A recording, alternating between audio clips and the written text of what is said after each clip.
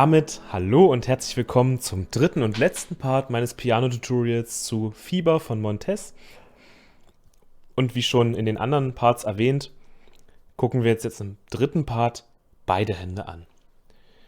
Generell, wenn du das Klavierspielen von Grund auf lernen willst, Anfänger bist, dann empfehle ich dir mal unten in der Videobeschreibung findest du den Link einerseits zu meinem kostenlosen Piano-Crashkurs und darunter noch zu meinem viel umfangreicheren Piano-Anfängerkurs, wo ich dir dann zeige, wie du wirklich Stück für Stück das Klavierspielen, das freie Klavierspielen ohne Noten am Klavier erlernen kannst. Aber jetzt widmen wir uns hier dem dritten Part.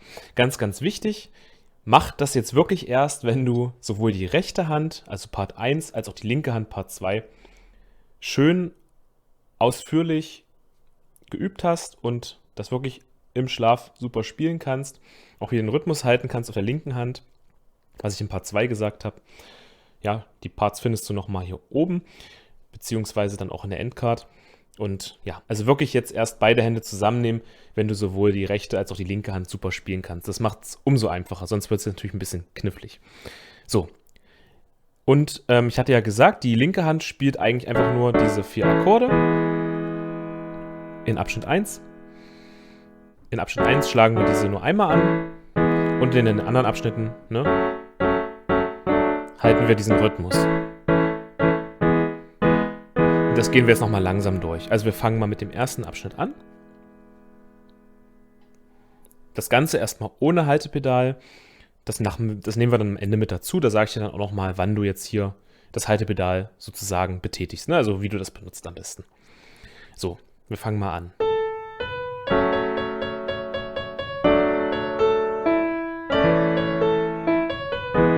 Das wäre der erste Abschnitt. Ganz langsam. Wir schlagen also erstmal die rechte Hand alleine an. Und wenn wir jetzt hier das Cis anschlagen, schlagen wir auch hier gleichzeitig Fis-Moll an. Ja? Und wenn wir hier dann das D anschlagen, schlagen wir auch hier D-Dur an. So, das ist erstmal der ganz kleine erste Unterabschnitt, den man machen kann.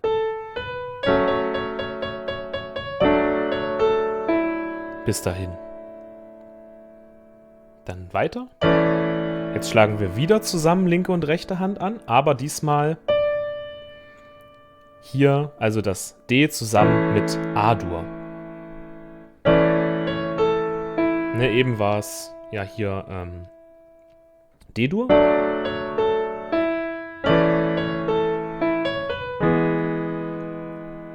Jetzt ist es halt A-Dur und dann schlagen wir hier E-Dur an.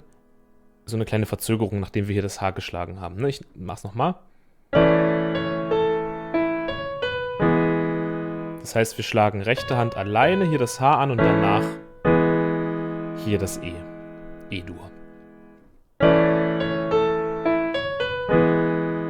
Also beide Hände zusammen, rechte Hand alleine und jetzt linke Hand.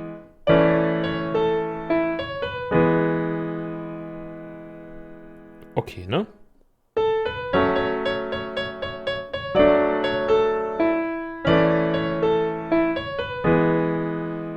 Das wiederholt sich wieder.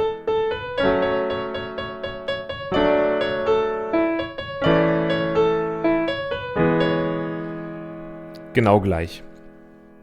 Guck's dir in Ruhe nochmal an. Auch hier wieder, ne? Zusammen. Zusammen. Zusammen und verzögert, ne? Also H, linke Hand, rechte Hand. Ich wiederhole nochmal ganz langsam.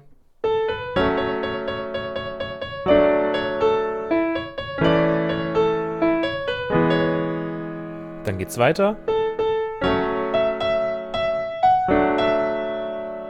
Auch hier wieder. Wenn wir hier das Cis anschlagen, schlagen wir auch hier gleichzeitig das Fis wieder an. Fis-Dur auf der linken Hand. Hier eine Verzögerung.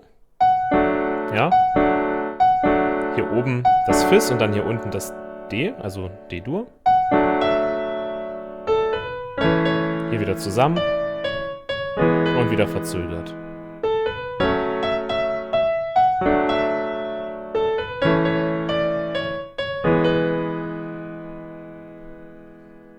geht's weiter.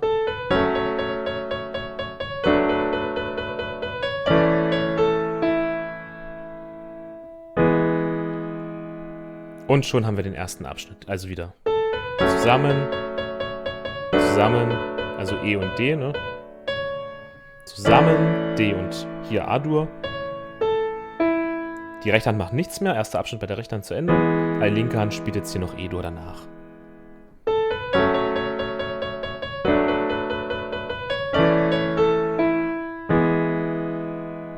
Das ist eine kleine Geschmackssache. Also man kann jetzt hier E-Dur spielen danach. Oder man lässt den Akkord einfach an der Stelle weg. Ja, also man kann es auch so machen.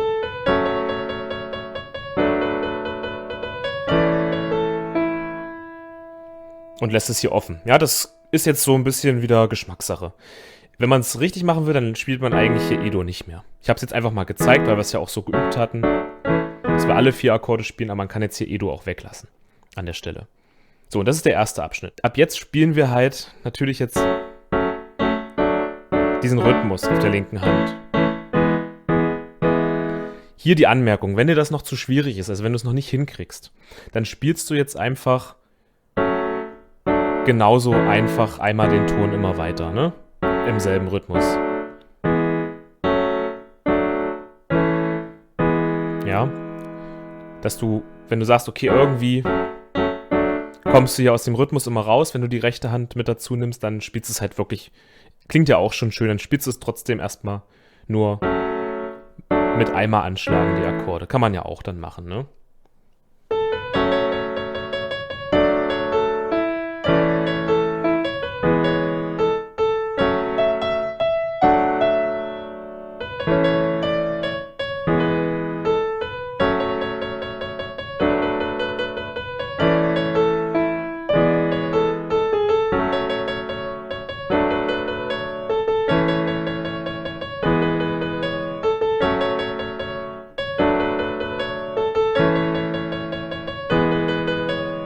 Ja, kann man auch machen. Bis auf eine kleine Variation, die ich dir gleich noch zeige. Aber wie du siehst, du kannst auch einfach einmal anschlagen. Halt bloß immer den Rhythmus ein, ne? 1, 2, 3, 4, 1, 2, 3, 4, 1, 2, 3, 4, 1, 2, 3, 4. Da kannst du auch gern, wenn dir das schwerfällt, ein Metronom damit dazu nehmen, ja? Das kann man bei einem E-Piano einstellen oder man hat halt ein Metronom, was man sich einstellt und hinstellt, ne? Dass man also diesen Takt hier einhält, ne? 1, 2, 3, 4, 1, 2, 3, 4, 1, 2, 3, 4, 1, 2, 3, 4. Das ist die einfache Version, einfach nur bei dem einen Ton bleiben. Aber wir wollen es ja jetzt richtig machen, jetzt schlagen wir jetzt den Rhythmus an, hier auf der linken Hand.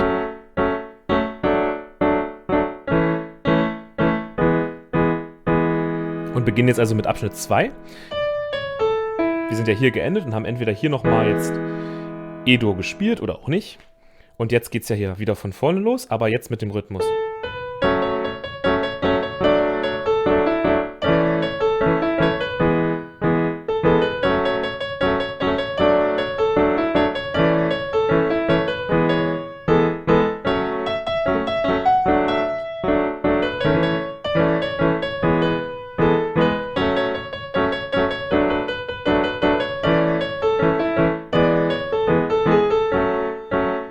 Ja, jetzt geht's weiter, also das wäre jetzt der dritte Abschnitt. Ja, ich kann dir das jetzt gar nicht so sehr Schritt für Schritt hier zeigen sozusagen, ne? Es ist, weil, wie du siehst, man hält einfach den Rhythmus auf der linken Hand ein und spielt halt die rechte Hand dazu, ne? Da gibt's jetzt gar nicht so viel zu sagen. Das Einzige, was ich machen kann, ist es dir jetzt wirklich ganz, ganz langsam vorspielen und du übst es dann wirklich Stück für Stück, Abschnitt für Abschnitt, ja? Und immer dann, wenn du merkst, du kommst an irgendeiner Stelle nicht weiter, musst du auch genau diese Stelle so wiederholen, okay? Das ist ganz wichtig. Grundsätzlich, wie gesagt, es ist einfach nichts, es ist nichts anderes, als dass wir wirklich diesen Rhythmus auf der linken Hand spielen und gleichzeitig die Melodie, die wir auf der rechten Hand gelernt haben. Also, ne, ob du das jetzt richtig gut hinkriegst, das hängt davon ab, ob du es vorher auf beiden Händen erstmal genügend geübt hast, ne? Ich spiele es jetzt trotzdem langsam vor. Ja, also ganz klar ist, nur mal am Anfang jetzt noch gesagt, wir starten erst auf der linken Hand, wenn wir hier das Cis anschlagen, so wie es vorher auch schon war. Wichtig ist, dass wir halt immer auf dem, ne, auf dem richtigen Akkord zum richtigen Zeitpunkt dann landen, ja.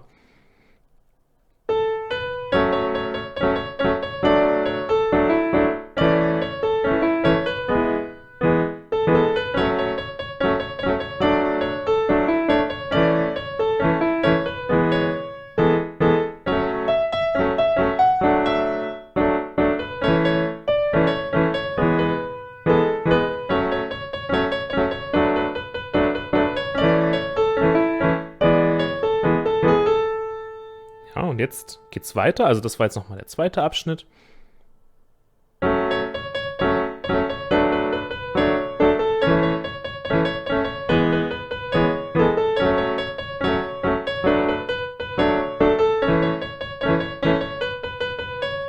Jetzt kommt die Variation, die ich gemeint habe, ja?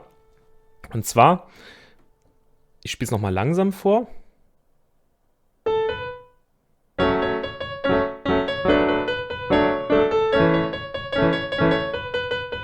Wir lassen jetzt hier den letzten einfach weg, ne?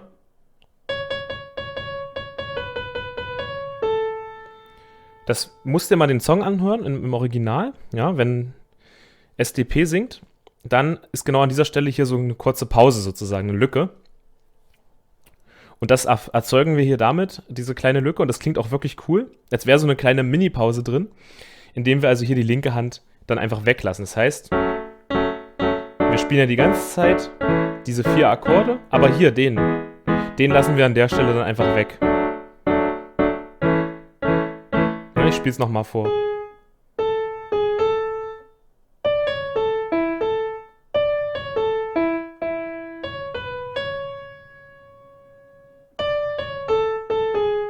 Ne, wir waren ja hier.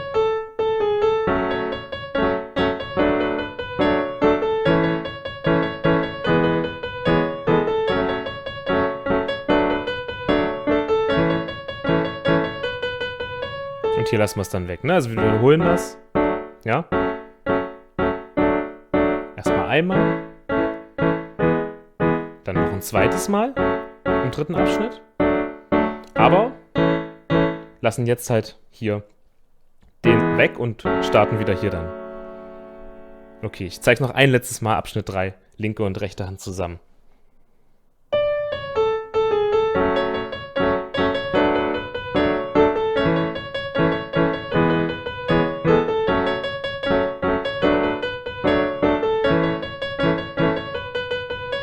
Und jetzt geht's weiter. Das klingt doch cool irgendwie.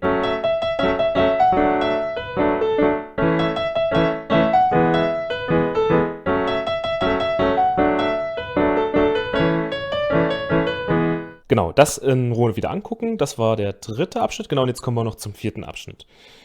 Da starten wir auf der linken Hand. Und dann spielt die rechte Hand und hier der Rhythmus, ne?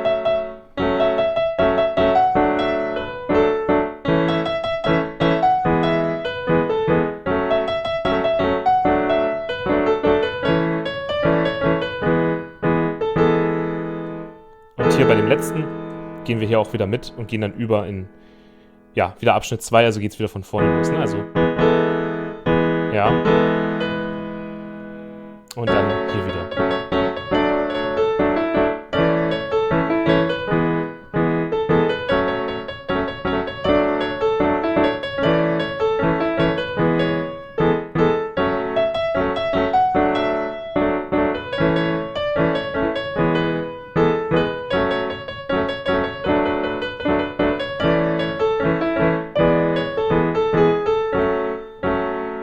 Und jetzt, ne, das war ja alles gleich, muss ich ja nicht nochmal wiederholen. Und jetzt sind wir Abschnitt 5, wenn wir es beenden wollen. Ja, hier. Entschuldigung. Und hier.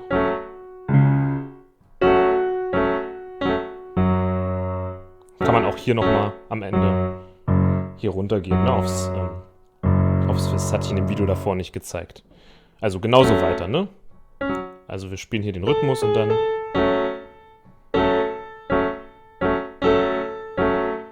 zusammen hier das A und das Fis hier.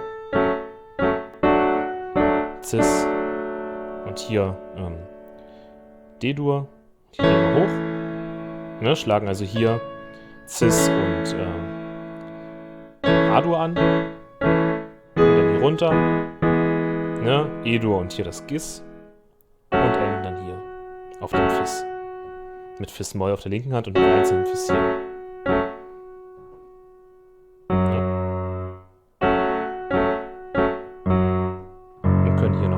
So ausklingen lassen, wenn man möchte. Ja, und das war's schon. Ne? Man könnte am Ende jetzt zum Beispiel auch noch sowas machen. Sowas hier.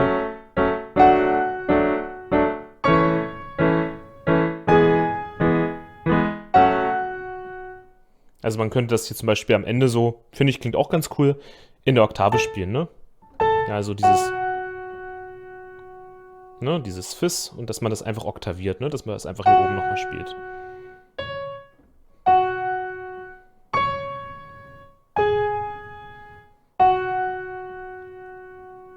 Finde ich, hat auch was.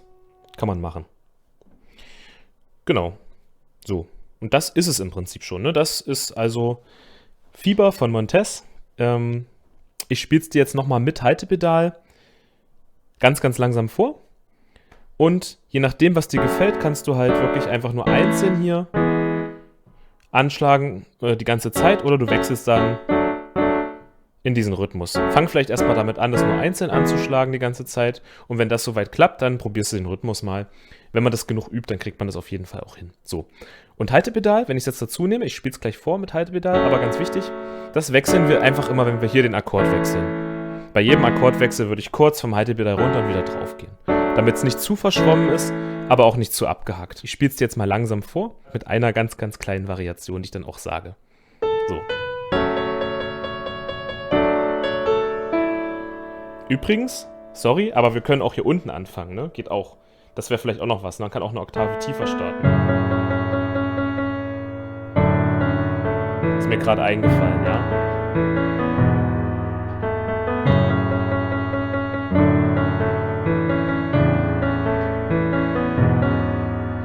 Vielleicht mal so als Idee, ne? Dass man auch hier variieren kann. Da kann man auch mal einfach ein bisschen tiefer oder ein bisschen höher gehen. Und dann, wie du siehst, das wäre Variation Nummer 2, dass wir hier einfach zweimal anschlagen.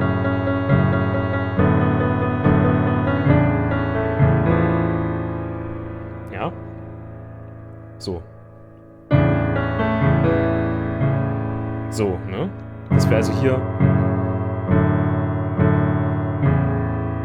auch sowas machen können. Das aber nur so als Anregung, ne? Du kannst auch hier unten spielen und dann sowas machen. Nur mal so als Anregung, was man halt noch mit einbauen kann. Ich mache das auch manchmal einfach so ein bisschen nach Gefühl. So, genau, also dann haben wir es hier unten gespielt und jetzt...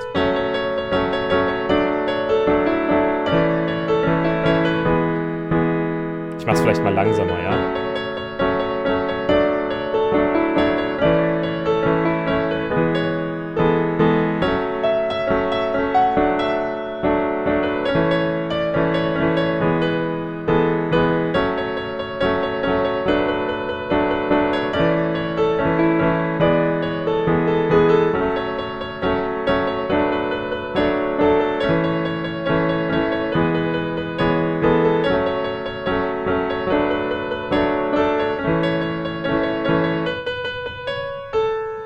Ja, hier wieder die Stelle weglassen, ne?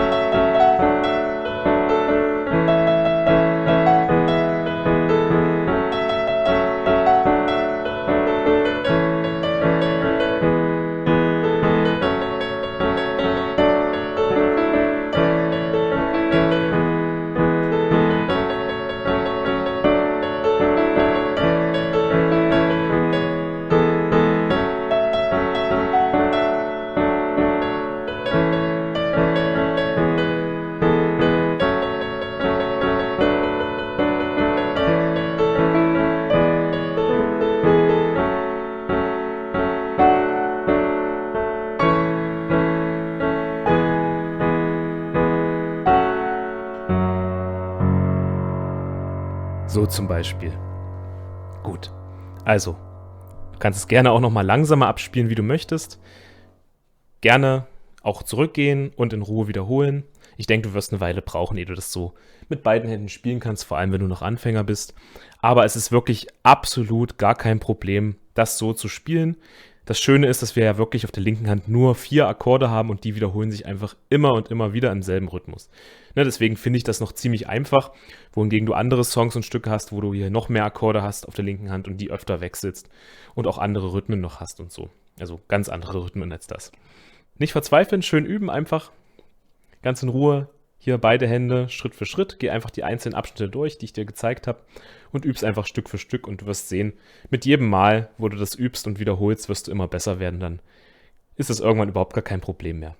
Viel, viel Spaß hierbei beim Spielen, beim Üben und ich hoffe, dass wir uns auch in einem anderen Piano-Tutorial oder generell in einem anderen Video von mir wiedersehen.